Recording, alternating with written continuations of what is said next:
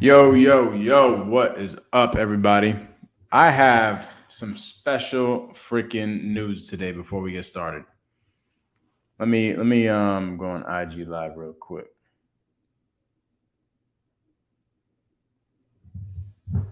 Also, let me bring Felipe up. Felipe, what up, bro? What's up, Mike? How are y'all doing, everyone?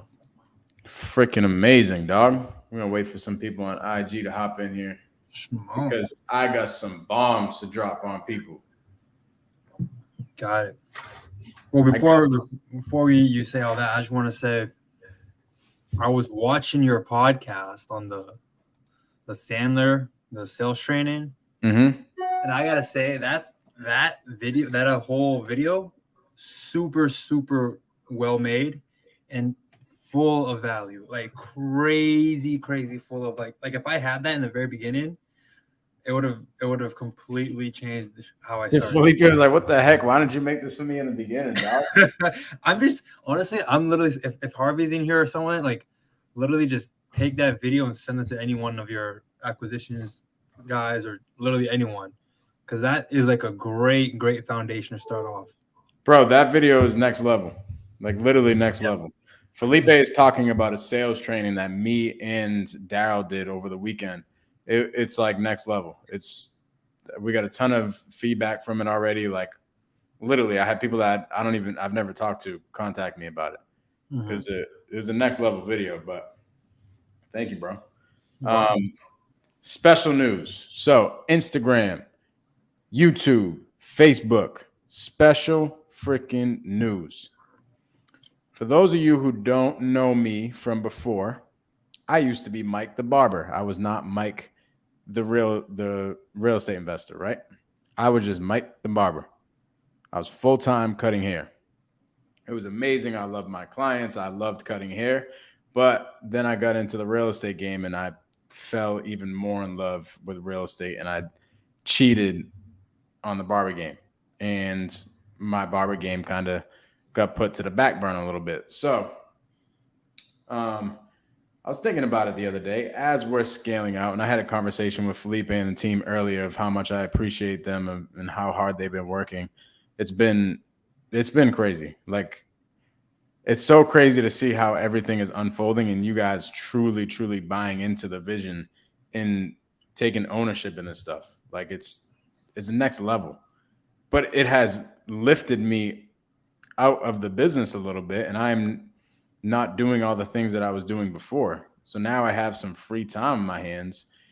And as I was thinking the other day, I'm like, dude, I actually kind of miss cutting hair a little bit. It's fun. I love talking with the clients and all that type of stuff. But at the end of the day, I can't go back and be like a full time barber. So what do I do here?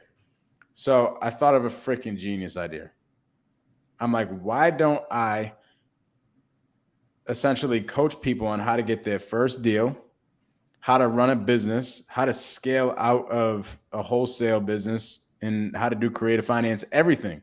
I've literally spent thousands and thousands and thousands of dollars since I was a barber in real estate, like in getting coached.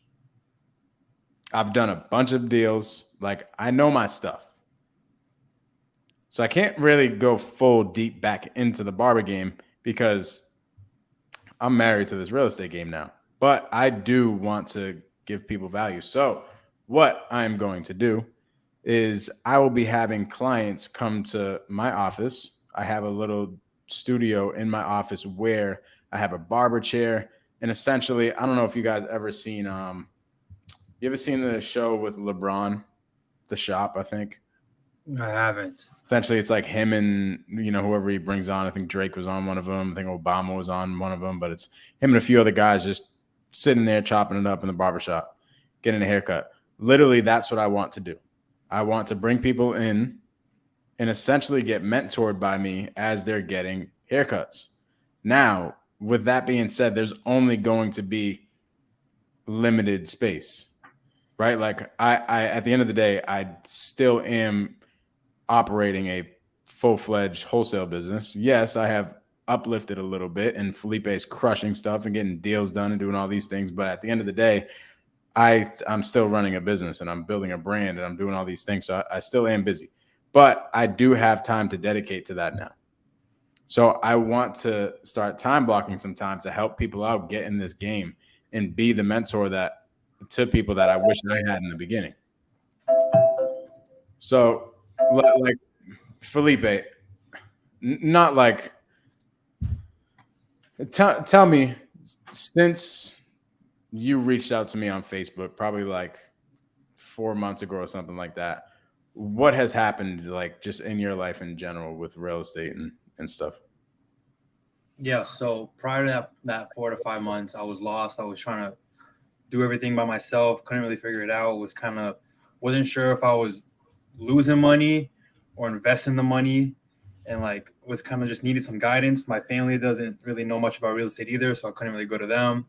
Basically, all I had was YouTube, and I like sometimes you don't know if this guy's just telling you stuff just to make money or just telling you stuff because it's actually true. So I meet Mike off Facebook. We made a great connection, a great bond, and he eventually told me to work on his team because he saw how dedicated I was. For when I started until now, I have learned like I don't even know how to say, like I have learned so much, like exponentially, about real estate, about sales, about just bringing value to people.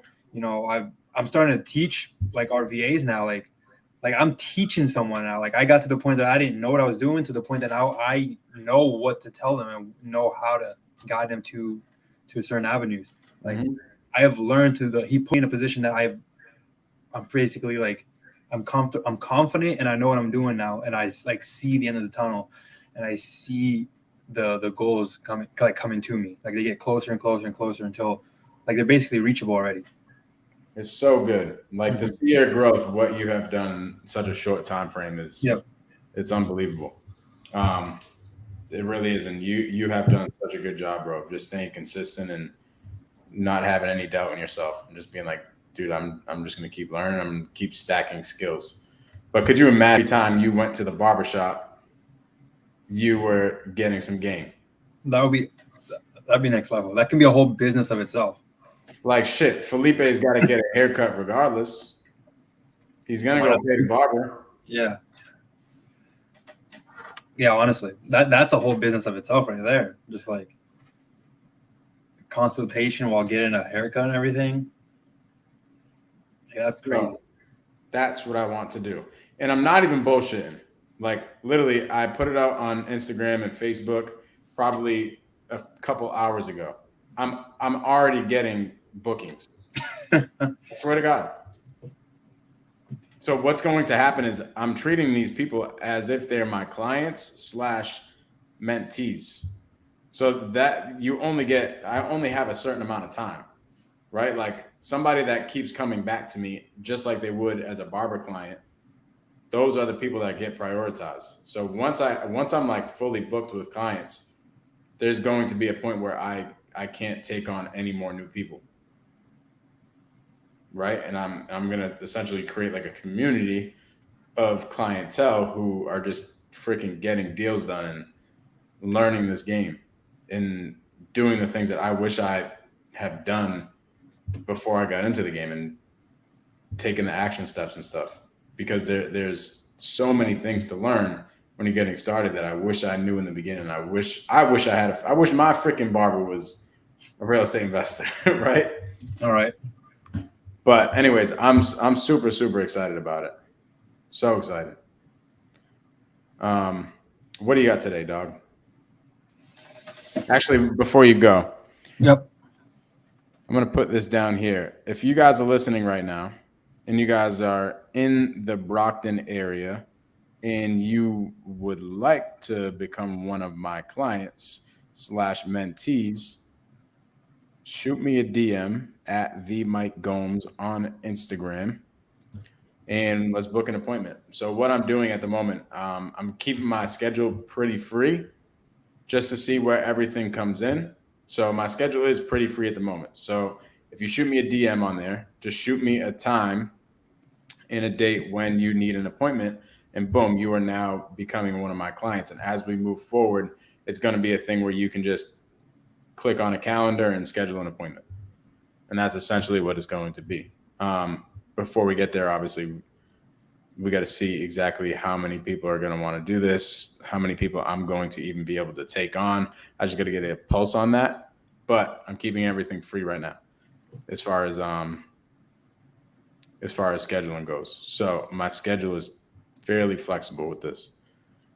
So shoot me a DM at the Mike Gomes on Instagram for an appointment, and you will now become one of my clients slash mentees. So, by the way, this is essentially going to be the same exact amount of money as getting a haircut, regardless. It's $50. Each session is only $50. I pay my barber once a week $60. So That's pretty cheap consultation too, if you think about it. Bro, you're gonna go get a haircut regardless. Yeah. leave wiser too. I had it. Mm-hmm. So crazy. So what do you got today, dog? Yeah, man, I sent you one lead that I'm not sure if you saw it. This man has like no confidence in anyone that can help us or help him. Oh, yeah. I talked to him. You did? You did it? I would love to hear that conversation. So for anyone that doesn't know, there's this one guy. His name is Frank. A lot of real estate investors, wholesalers, companies came out to this guy and said that they could help him, and no one was able to help. So I call him, and he's just thinking it's the same type of game. Like, we can't help him. He has no confidence in us. Don't even try. Don't waste our time. Don't waste his time. Mm-hmm. And I just can't get through to him. I'm telling him, like, we've done this before. We could at least let us try to help you. I don't want you to just lose his house and like have nothing. And he won't give me the time of day. So I sent it over to Mike, because usually when I'm lost on a lead, I send over to Mike. If Mike wants me to talk to someone, I talk to them. We just bounce back and forth because we're two different personalities. So I guess Mike had a conversation, and like he said, he crushed the phone call. Well, not even just because like I could convert somebody at a higher rate than you or whatever the case is. It was because I was teed up from you, right? Mm-hmm. So a lot of the times, if you have multiple team members, or even you have a homie that can talk on the phone or whatever, get your girlfriend on the phone with these sellers or something, just to hear another voice, right? It helps the situation. And here's how I went into it. I went right into it because I saw Felipe's notes. Hey, not getting anywhere with this guy. Do you think you can try to get somewhere? So I knew that he was going to be tough. I went right into it, right into solving his problem. Hey, I'm Mike. I'm the creative finance guy here at Silver Homes. Felipe told me that he thinks that I could probably solve your problem. Could you tell me what's going on? And he's like, wait, boom, what the heck? And I'm like, yeah, what's up? And he's like, well, yeah, I don't think you can do anything, man. I've talked to like 13 people so far. Everybody sees how much I own the property, and there's nothing anybody's doing. There's nothing anybody's doing. I'm like, okay, well, tell me about it. What's going on? Why do you think they can't do anything? Because they can't pay the amount of money for da-da-da-da-da. I'm like, okay, well, are they coming in and just essentially giving you cash offers that is like $200,000 under what the total payoff is? And he's like, yeah. Nobody can, like, it just doesn't make sense for anybody. It needs too much work. And all these investors, they want the cheapest discounts. And I'm like, okay, great. Well, that's why Felipe put me on the phone, because we buy houses at retail sometimes. And he's like, what? I'm like, yeah. We buy houses at retail, and we work with sellers in their banks to try to help their situation. He's like, why would you ever do that? I'm like, well, for us, it's more like a long-term play. We do everything like the other investors do as well. We buy houses in cash at a deep discount, like everybody is coming in at into right now. But we realized that there was a problem that needed to be solved. There were people that were going through foreclosure and all these crazy things that a cash offer just didn't work for them. So we had to figure something out. What we figured out is a way to buy people's houses with a mortgage in place. And he's like, well, how do you make money on that? I'm like, well, for us, it's more like a long-term play. We put somebody like a traveling nurse, or we make it an Airbnb, or we do one of those type of things. But it's a strategy that allows us to help you out. After that, he started giving me all the information on the mortgage and what he's done so far and da da da da da. So now it's something that we're working on. But do you see how I like went into it like that? Yeah. You already knew how he was, so you couldn't just build that rapport in the very beginning. You got to get straight to the point. You're like, hey, bro, I'm actually the one that's gonna come solve your problem. But it's also saying it with like crazy confidence too, right? Yeah, ultimate confidence. Yeah. So yeah, I'll let you know how that goes. But essentially, he has like $150,000 in fees on his property, and these are just like late payment, late fees, and all these types of things. And we're just gonna have to talk to the bank and try to negotiate. Yep. But every other investor said that they were going to give him like $200,000 less than what he owes, and that's why he was getting mad at every other investor. Yep. And I was trying to get through to him, like to tell him that we're not just gonna lowball you like everyone else. But I guess he just wasn't. He had that super guard up and just wasn't even listening to what I was saying. So I was like, Mike, maybe if you hear the different voice, you'll listen. Well, let's think about it, right? Like if you were getting a bunch of calls and they were calling on a problem that you have, but the last 13 people that have called all said the same shit. Yeah. Are you going to want to talk to the 14th person? I won't. And I completely understand why he would act like that. Mm-hmm. Mm-hmm. So you got to be different than everybody else, because everybody else was going in the same way. Like, hey, what's going on? Like, you know what I'm saying? But nobody called that cat and said, hey, this is Mike, the creative finance guy. I'm here to save your day. Mm-hmm. You see what I'm saying? Somebody else was like, hey, my name is Mike. I want to give you a cash offer on your property. Would you ever consider an offer? Click. Yep.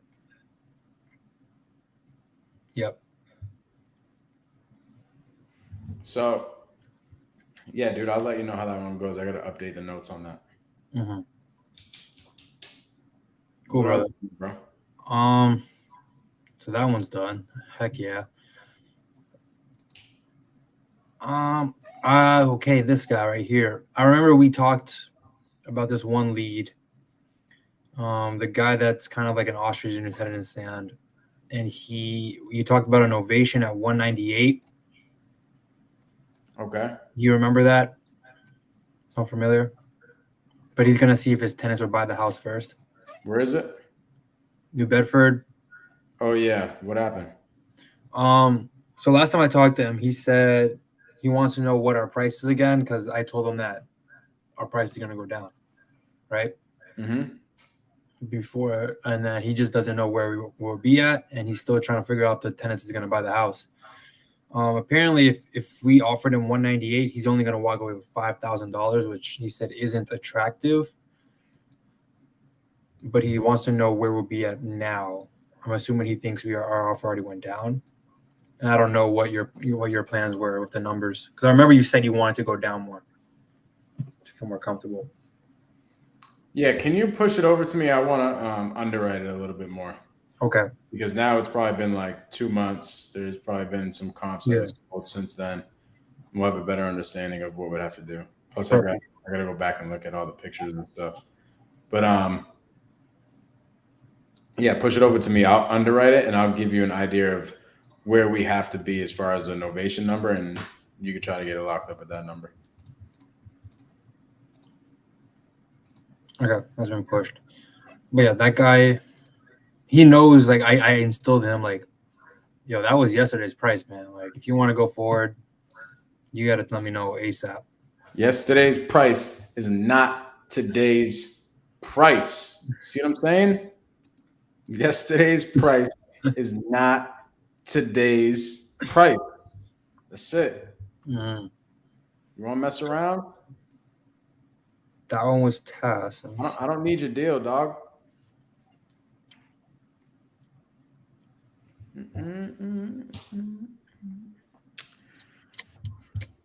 What else you got, bro?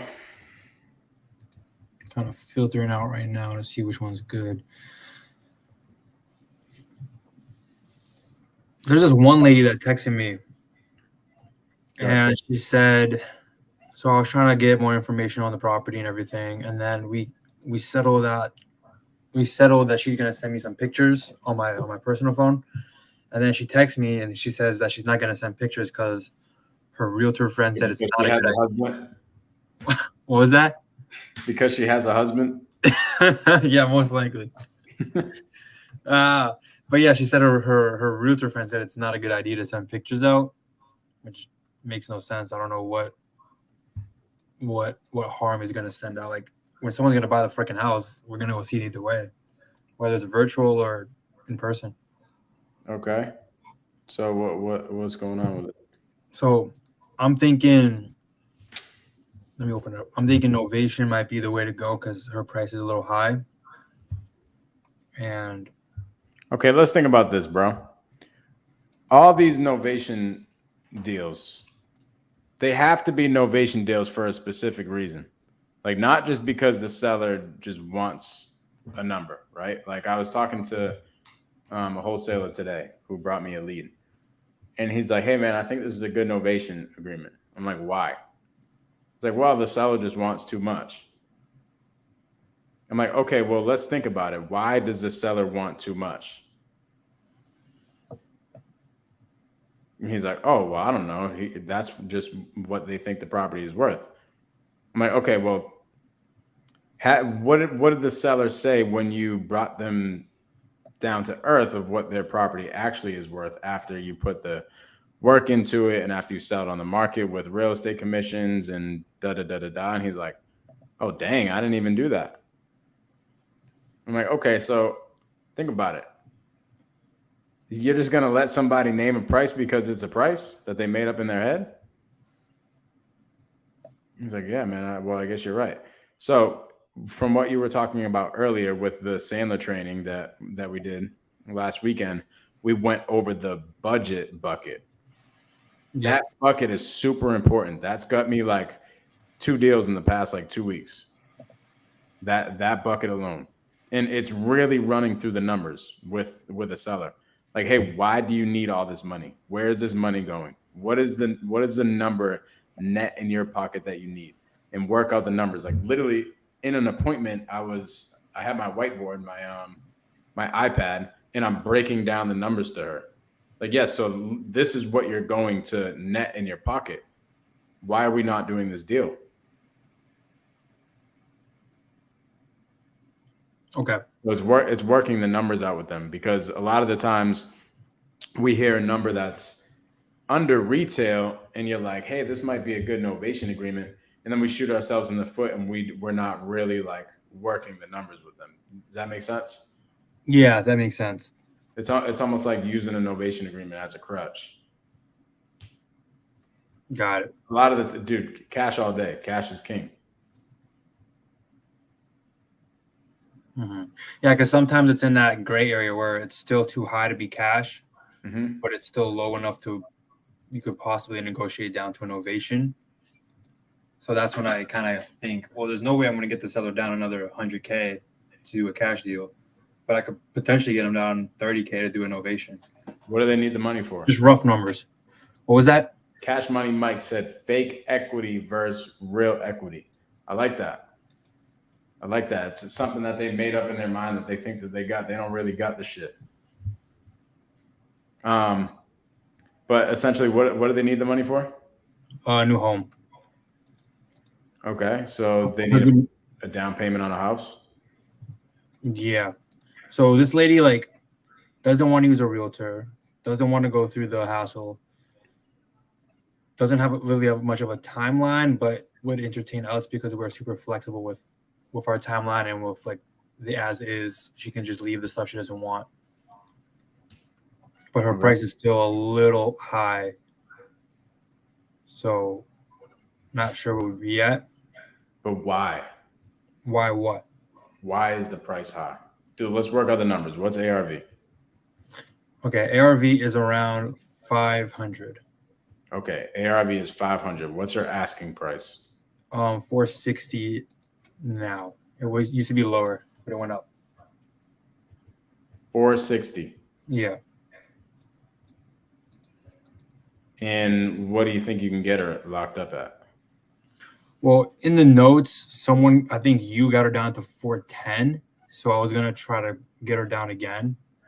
But I've been waiting for, I feel like I just wasn't ready to lower her yet because she just has no timeline yet. So what's the point if we give her a number today and then she can only move out in 6 months?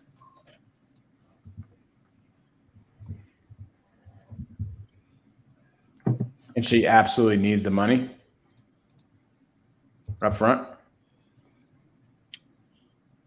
I don't know if she absolutely needs the money up front, but she definitely needs money for at least a down payment for a new house. Why are we not doing a seller financing deal? Let me see. I'm pretty sure I brought it up with her too, and she said no, because I know I would have brought it up.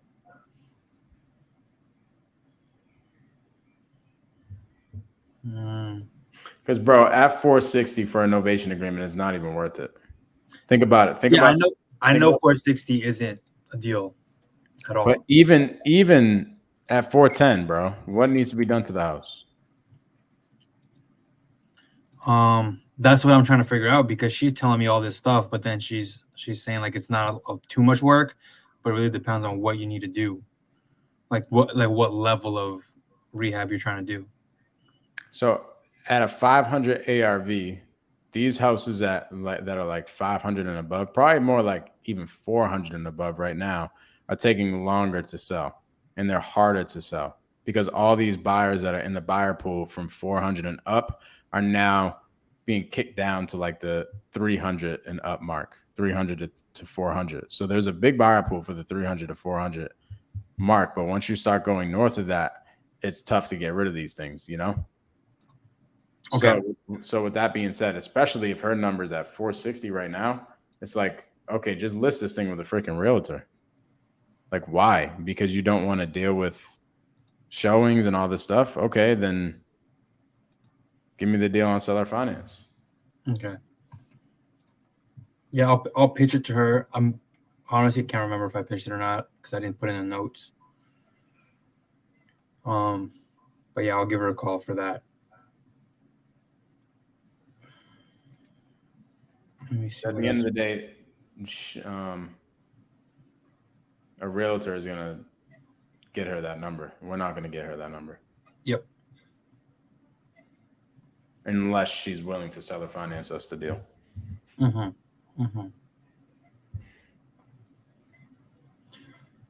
What is other topic? What is like just so I don't have to keep coming back. Interesting. Hold on. Cash Money Mike says, Mr. Seller, if I gave you $40,000, how would you spend it on repairs in this house? Great question. It's bringing them to the realization of what the heck is going to happen in order for them to sell the house.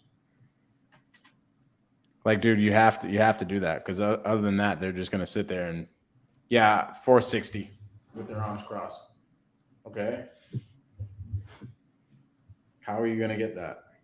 If I gave you a gift card to Home Depot, how much money am I going to have to put on that card, and what are you going to go buy in order to repair it? Yeah. Oh, probably like $30K. Okay, got it. And you think this house would sell for what? Then you start just working the numbers down. And that's how you get them to come to the realization of what their property is actually worth. And then after you start working out all those numbers, then you pitch seller finance. Because they come to realization like, dang, I'm not going to make that much money. Actually, if I sell it on the market, or even if I sell it to a cash investor, or even do a novation, I'm not going to make that much money. Then you go and pitch seller finance because now they're incentivized. They actually get a number that gets them excited. Okay. If they're stuck on a number, Yeah, I like that. Mm-hmm. Actually, if Cash Money Mike can hear me through your stream, I wanted to get his opinion and yours too on finding the seller finance deals. Because I actually had a conversation with someone today, and it sounds like it's hard for us to actually get someone that would go through all the steps.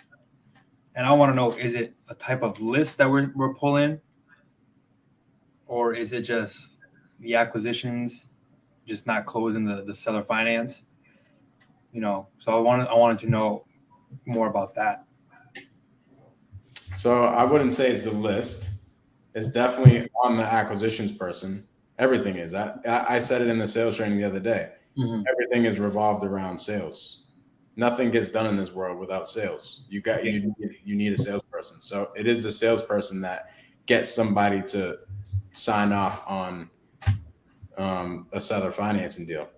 Here's the thing with seller finance. It's not like somebody is in crazy pain, right? Like a foreclosure or a fire sale where the house is just completely trashed. Like typically those aren't, you can do those deals, but typically those aren't the seller financing deals that you do. Typically they are maybe other investors or whatever the case is, somebody that isn't really hurting financially. Yep. So they're incentivized to get the money that they want. And there's a bunch of different things, right? Like you can use taxes, right? Because you hear me say all the time when I'm pitching it. Yeah. Of how if they sold the property, right? Like this lady, if she sold her house for $500,000, she's going to get a big tax bill. Do you have the write-offs to offset all that in this first year? Yeah. Okay, so would it help if you only had to find write-offs for 20 grand or whatever it was? Mm-hmm. Yeah, the thing that got me thinking though was if you pull a high equity list compared to a foreclosure list, let's just be extreme. Like you're not gonna find the chance that you're getting a seller finance deal on a foreclosure list is probably lower than a high equity list. Yeah, you would get a sub 2 deal. Okay.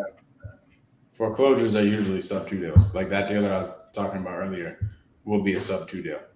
Okay. Think about it. What is seller finance? Like 100% seller finance. What does that mean? That we will buy a house over time. Yeah, but what does that mean, like, for their debt?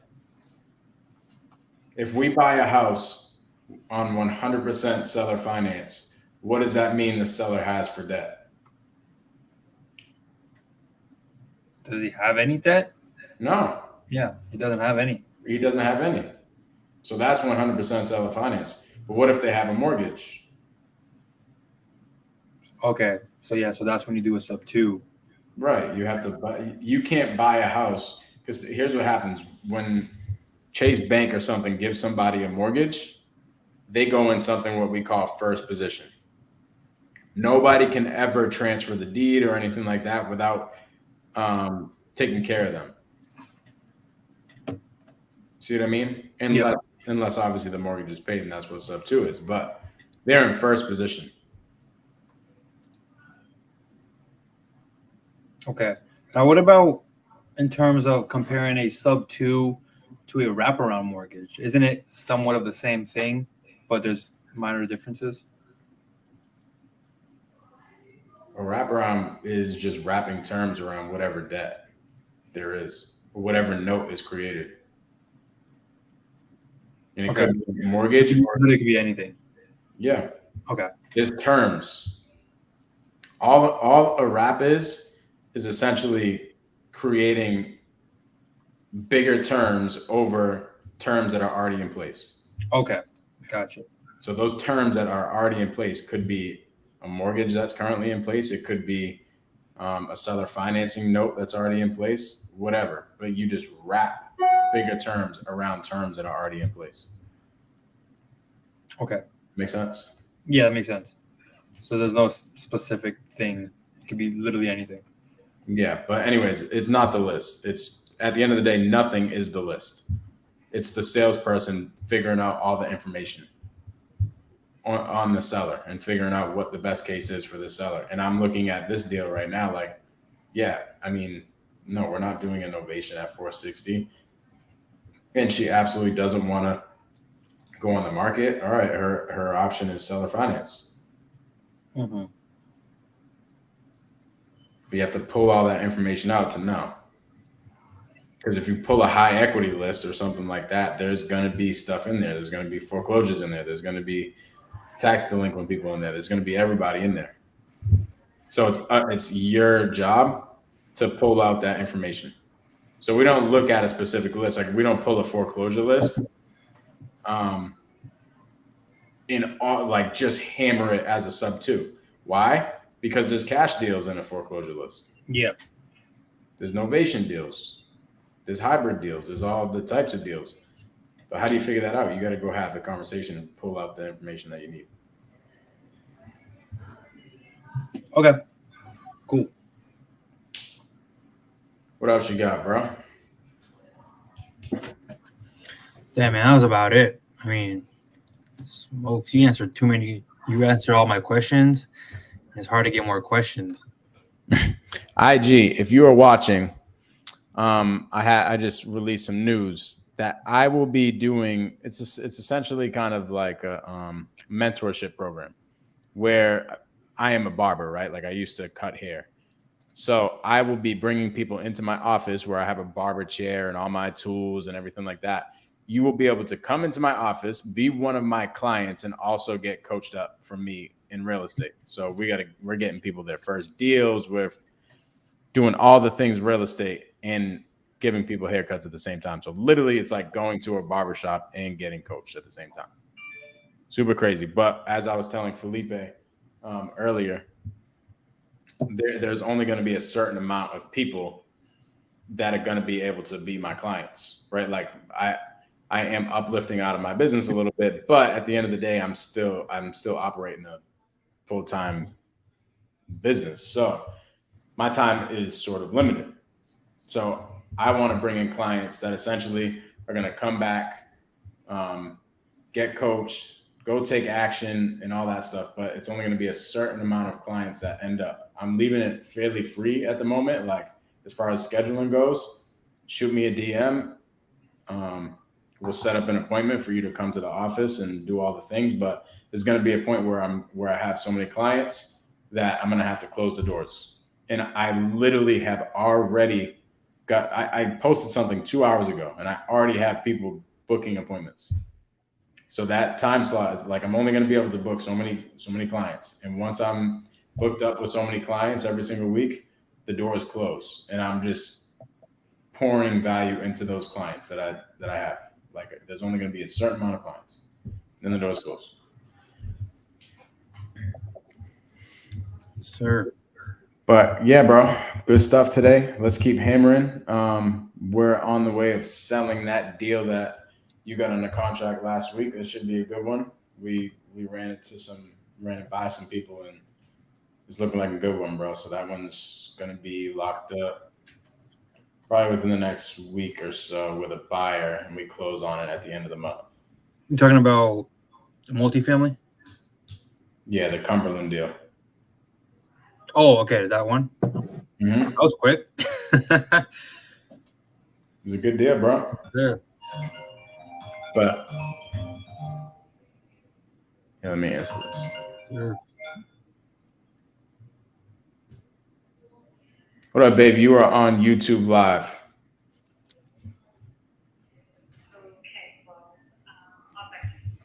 All right. Bye.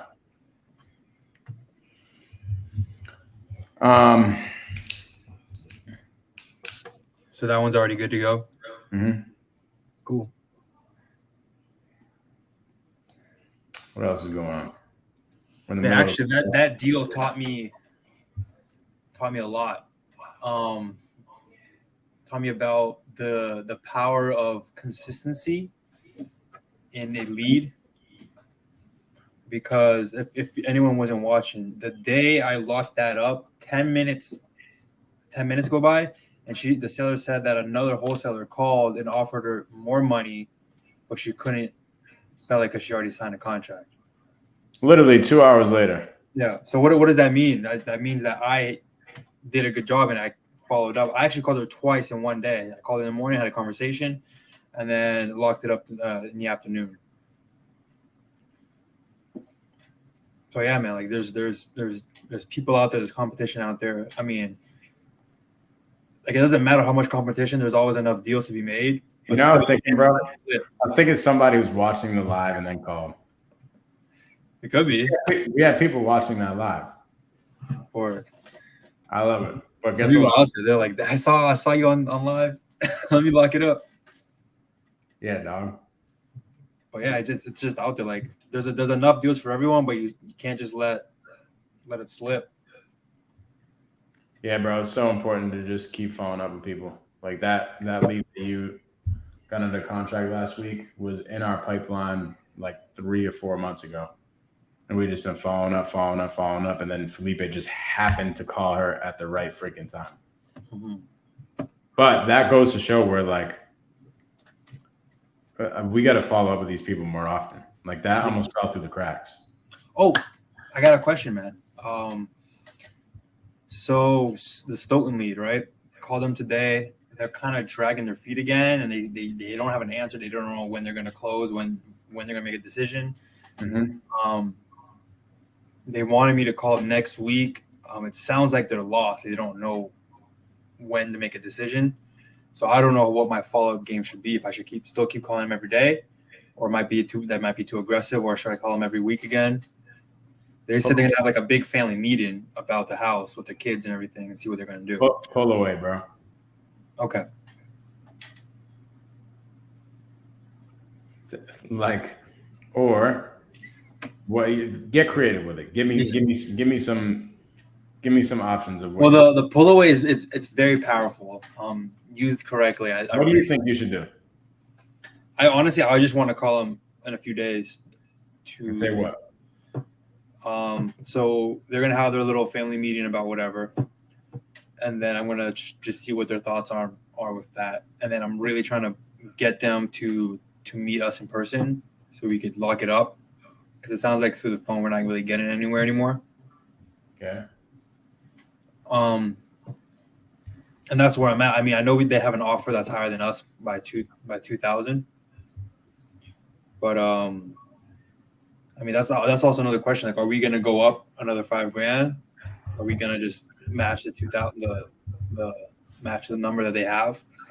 I was thinking about matching it. I didn't even. Here's what I said. I said, why don't we just get the deal done with us at 340? You know we're gonna close. Like, do you even know that this company is gonna do this, that, and the other? Yep. Why don't we just get this thing done at 340? Our offer. Are we gonna let $2,000 kind of beat us up here, or what? Mm-hmm. Mm-hmm. What's more important to you, $2,000 or making sure that the property is closed on and that you're taken care of? Okay. I like that. But what are some other things? By the way, just got another booking. I can't make this up, bro. I swear to God. I mean, I completely believe in you. I mean, I just hope you can cut hair really well. Mm-hmm. And so you don't forget your skills. Yeah, dog. It's like riding a bike. Yeah. But yeah, like as we were talking about, what other strategies can I use, right? Yeah. Lead. Here's the thing: the pull away I like, but I feel like it's kind of hard to use the pull away when they already have other options on the table. Okay. I go and say, hey, like it's either us or we're out. You know what I mean? Like, give us an answer by today. Okay. They'll be like, all right, well, fuck you. We already have an offer that's already higher than you by $2,000. Okay. So that might be a little risky depending on how I go about it. I honestly don't know what else I can do. I mean, I'm just trying to push to a face-to-face interaction. Bro, you did it the other day. You did another thing that I'm thinking about in my head the other day. The scarcity. Yeah. I used that today actually with them. I said, yeah, I completely get that you guys got to think it over with the family, but I'm just worried that the market's going to keep going down and you're just not going to get the price you want. That's not what I'm thinking about. Oh. So it's not scarcity, or is it another type of scarcity? Kinda. Create an urgency, bro. Oh, okay. So you're talking about when I said, "Yo, we got like 2 deals. We don't know which one we're gonna use. It's either whoever signs first, basically." Mm-hmm. Okay. Yeah. And that's kind of what I'm saying. Just like, hey, we're actually looking at another one not too far from you this week. And we are juggling a ton of deals. So we'd love to make a decision on either one of these things this week. Can we get this thing done this week? Like, what's preventing us from moving forward so far? Mm-hmm. And then if they're still dragging their feet, then just say, hey, at this point, please reach out to us if you guys like want to make the decision in the next couple of days. But we're probably going to put your file on hold for a second as we look at this other property. Okay. So, to recap, DM me at the Mike Gomes on Instagram for an appointment to get a haircut / be coached by me in real estate.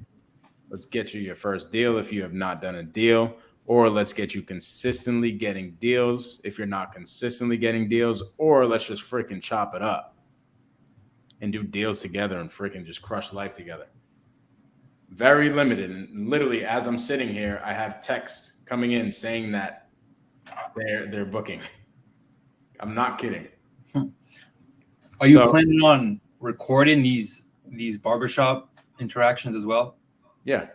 Cool. I like that. Yeah, there'll be content, all that.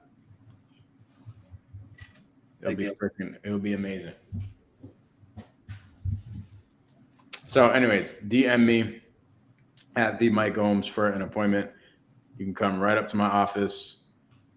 $50 per session. That's it. It's just like getting a haircut. I spend $60 a week on my hair.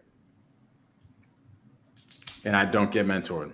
Even though I freaking love my barber. He's the man. But he does not mentor me in real estate.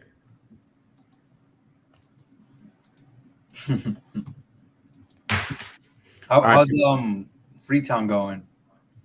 Good. We have a couple offers that came in today. We should be selling it. The only thing that we're worried about is the total payoff. We're still waiting on it. Okay.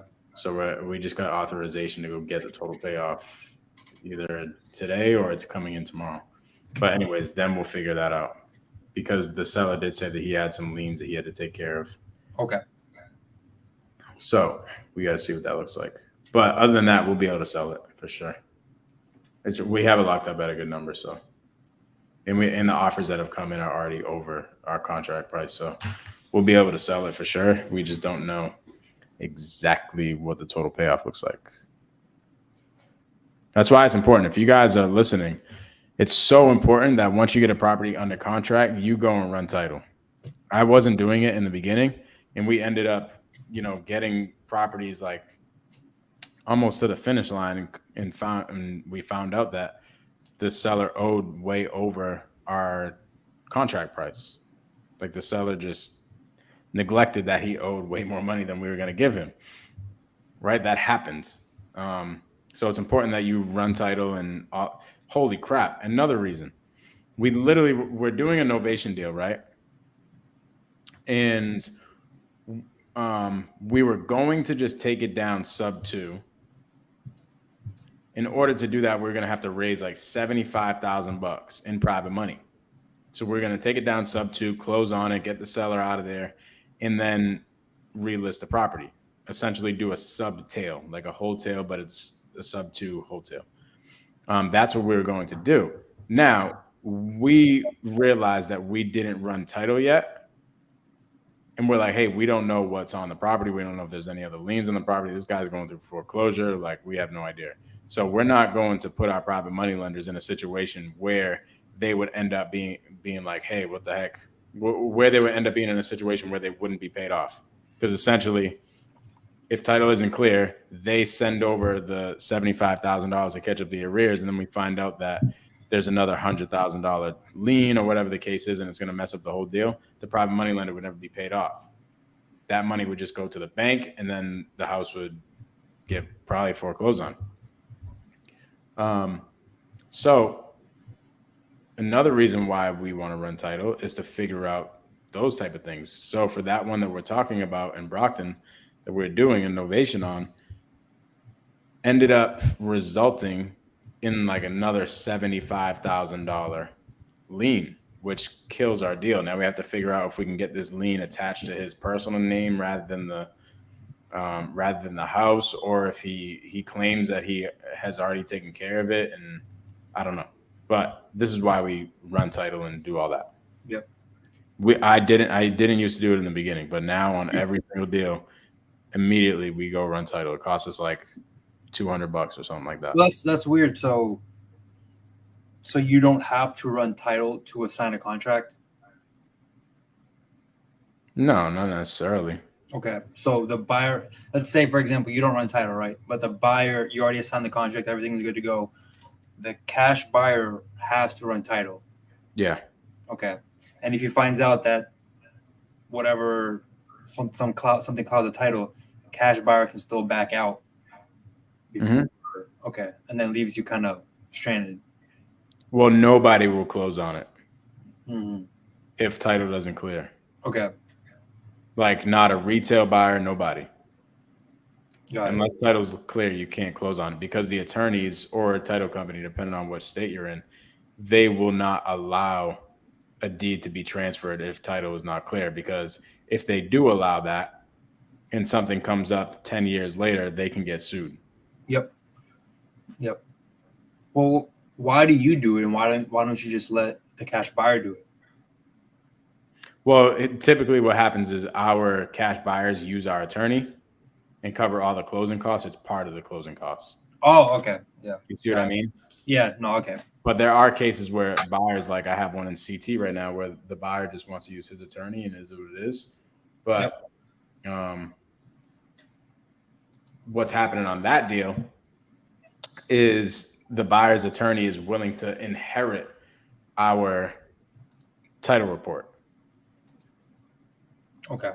So she is just going to take the title report that our attorneys did and use that for hers. So she won't charge her client for that. That's cool. And then he'll be able to cover it on our end. That way, title isn't ran twice and there's two charges. Nice. Yes, sir. But bro, I actually have to go run and pick up a check because these freaking attorneys have failed to send it out and they're about to close. All right, brother. All right, bro. So everybody, DM at the Mike Gomes if you want to be my client. I would be freaking ecstatic to have you as a client. All right, people. Peace.